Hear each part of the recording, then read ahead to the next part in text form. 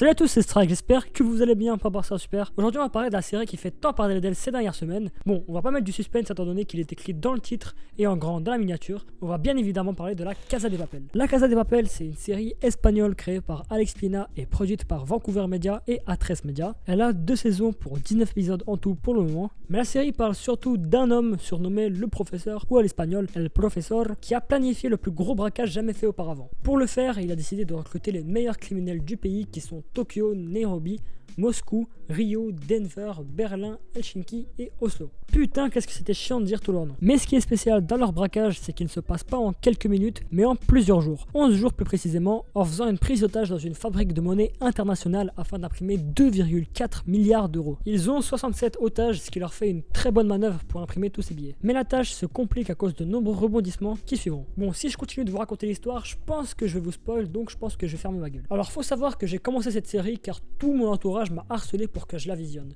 Mais une question m'a trotté la tête toute la série: pourquoi cette série a fait un tel buzz? Non mais c'est vrai, hein, cette série n'a rien d'atypique dans son thème. Alors après quelques réflexions et surtout après quelques recherches, j'en ai conclu que c'est grâce à un point très important, le scénario. Le scénario est vraiment très bien réalisé, il est fait pour que le spectateur reste attaché à la série et qu'il veuille toujours en savoir plus, même quand l'épisode dure plus d'une putain d'heure. Par exemple, quand il y avait des actions dans le braquage, on avait toujours quelques petits flashbacks des préparatifs où le professeur leur expliquait comment faire. À part ça, le professeur, lui, est tellement mystérieux et son plan, lui, semble tellement infaillible que ça nous met dans une ambiance impossible à décrire. Je sais pas si ça vous l'a fait, mais moi, le professeur me faisait tellement penser à elle, comme dans Death Note, c'est-à-dire rester devant un ordinateur et tout gérer de loin. Ce qui explique pour moi pourquoi cette série a fait tellement de buzz.